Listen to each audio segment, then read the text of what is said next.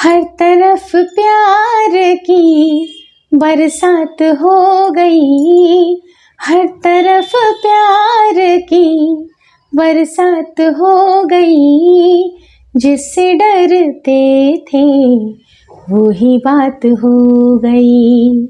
हा हा हा हा हा हा हा हा हा हा। हाउ टू इम्प्रेस एनीवन, कैसे हम किसी को इम्प्रेस करें।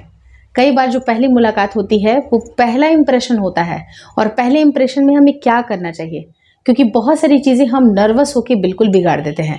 तो कैसे किसी को पहली ही मुलाकात में इतना इम्प्रेस करें कि आपकी जो छाप है, मतलब मैं वो उसको लव एंगल से ही नहीं बोल रही हूँ, लेकिन आपकी वो एक्टिविटीज़, आपकी जो बॉडी लैंग्वेज है वो इस तरह की हो कि सामने वाले के ऊपर आपका प्रभाव छप जाए, उसके दिल पे। मतलब एक बार वो ज़रूर आपके बारे में सोचे, या पलट करके, कहा जाता ना, कौन है जो मुझे पलट करके नहीं देखा। तो एक बार कोई ऐसा, मतलब जो सामने से कोई ऐसा पर्सन मिले जिसको देखने की इच्छा, मतलब पलट करके आप उसको ज़रूर देखें कि इसके अंदर ऐसी क्या खास बात है, कैसे किसी को इम्प्रेस करें। तो आज की इंटरेस्टिंग वीडियो आज की इस वीडियो में कवर करेंगे। वीडियो काफ़ी इंटरेस्टिंग है, प्लीज़ शुरू से लेकर लास्ट तक ज़रूर देखिएगा। नमस्कार दोस्तों, मेरा नाम हर्षिता वर्मा है और आपका मेरे चैनल पर बहुत बहुत स्वागत है। इंप्रेशन की अगर बात की जाए तो सबसे पहले जो ज़रूरी चीज़ है उसको भूलिएगा मत, वो है आई कांटेक्ट।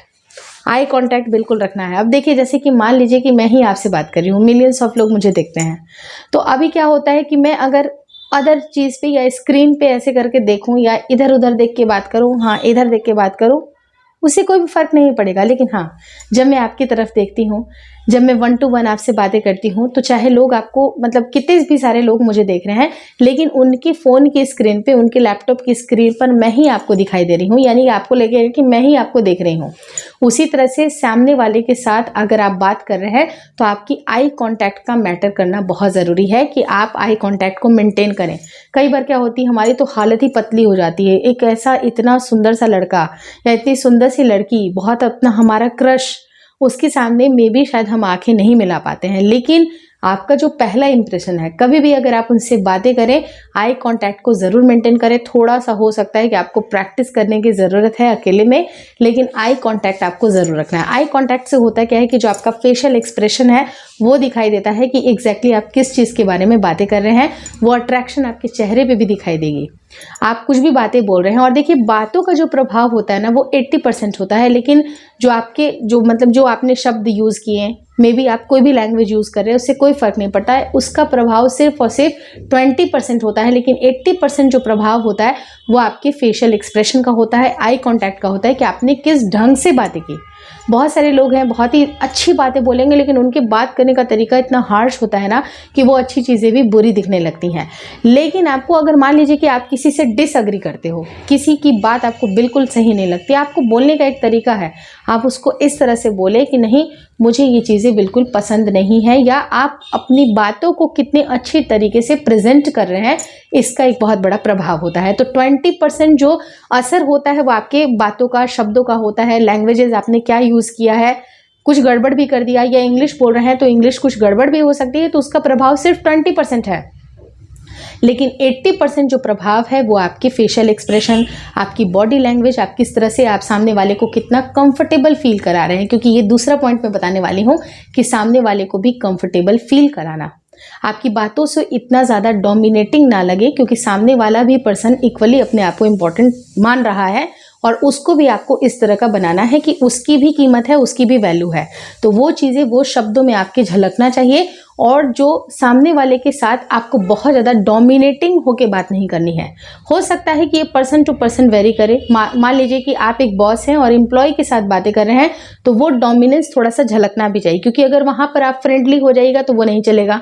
आपको वो चीज़ें बिल्कुल थोड़ा सा, मतलब कहाँ पर किस चीज़ का इस्तेमाल करना है। अगर इम्प्रेस करना है, किसी लड़की से बात करना है, किसी लड़के से बात करना है, या आपको लगता है कि बहुत अच्छा बिजनेस डील है, कैसे बातें करना है, तो आपकी जो बहुत ही ज़्यादा डोमिनेंस, या अपनी जो एक कह सकते हैं ना कि छुपा हुआ थोड़ा सा अहंकार, वो नहीं दिखना चाहिए। तो आपको इन सारी चीज़ों को मेंटेन करना है।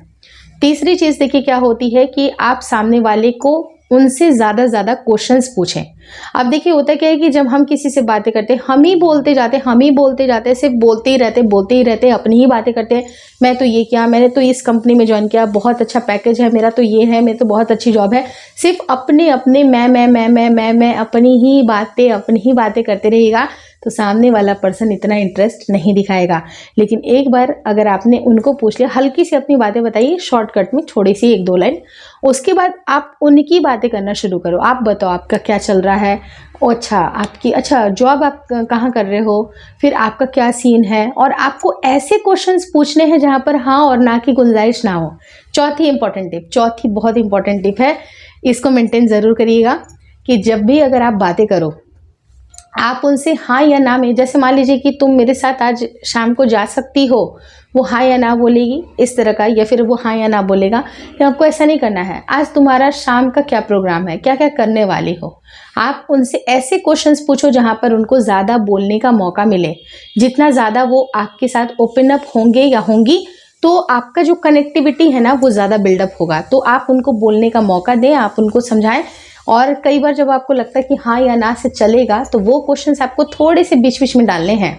ऐसा नहीं है कि हर एक लाइन पे आप उनको एकदम वही सारे क्वेश्चंस पूछो जहाँ पर ज़्यादा बोलना पड़े। बीच बीच में आप 1-2 लाइन डाल भी सकते हैं कि हाँ या ना वाले चले। लेकिन अगर आप किसी पार्टी में जाते हैं, आप किसी से बातें करते हैं, तो आप ये ना बोलें कि तुमको ये ड्रिंक अच्छी लगी, तुमको ये कॉकटेल अच्छा लगा, तुमको ये वर्जिन मोइतो अच्छा लगा, इस तरह का। तो उसका जवाब क्या होगा, हाँ अच्छा लगा। लेकिन अगर आप ये पूछेगा कि आपको इस वर्जिन मोहितो में क्या लगता है, कैसे इम्प्रूव करना चाहिए, थोड़ा सा अजीब सा नहीं लग रहा है, या इस तरह का कुछ आपको ऐसे क्वेश्चंस पूछने जहां पर उनको बोलने का मौका मिले।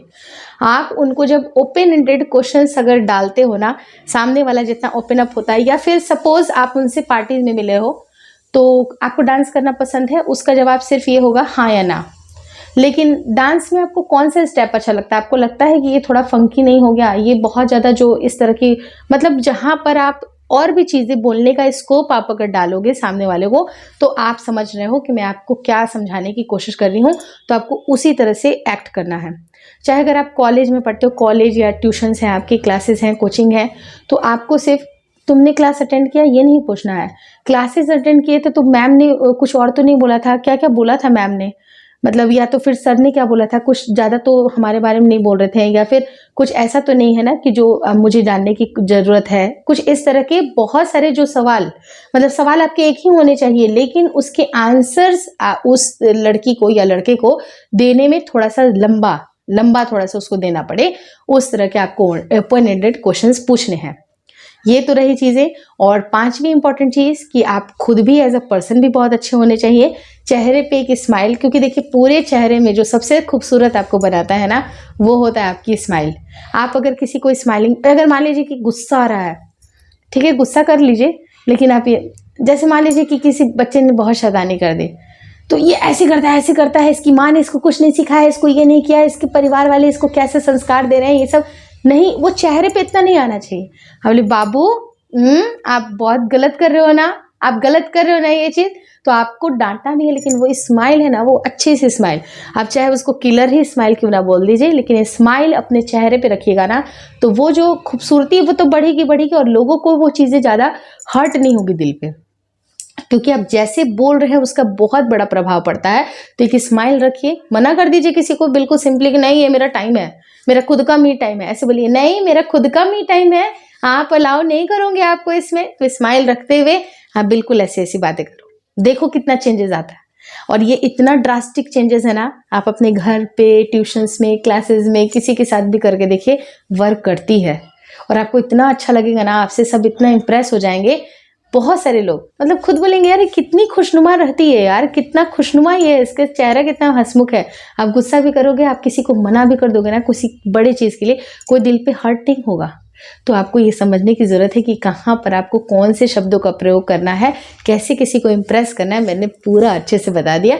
कुछ भी और पॉइंट्स बचेगा तो आप मुझे बताइएगा कि हाँ हर्षिता तुमने तो ये पॉइंट छोड़ दिया है, लेकिन हाँ ये भी बताइएगा कि आपके मन में और भी क्या चल रहा है, कुछ और भी क्वेश्चंस हैं, कुछ और भी क्वेरीज हैं, कुछ और भी पूछना है या एनीथिंग, कुछ भी डिस्कस करना है मेरे साथ, तो आप मुझे कॉन्फिडेंशियली भी मेल कर लीजिए। मेल मैं खुद देखती हूँ, मेरे हस्बैंड भी मेरा मेल चेक नहीं करते हैं, उनको इतना वक्त ही नहीं होता है कि वो मेरा फ़ोन स्क्रॉल करें। मेरे फ़ोन सिर्फ मैं ही इस्तेमाल करती हूँ, तो मेरा फ़ोन, मेरे मेल सब कुछ मैं चेक करती हूँ। तो वो आप खुद आप देख लीजिए कि कुछ भी आपको ऐसा लगे कि जो मेरे साथ शेयर कर सकते हैं और इसके ऊपर रिलेटेड वीडियोज़ भी बन सकती हैं, तो मैं डेफिनेटली उसके ऊपर वीडियोज़ बनाऊंगी।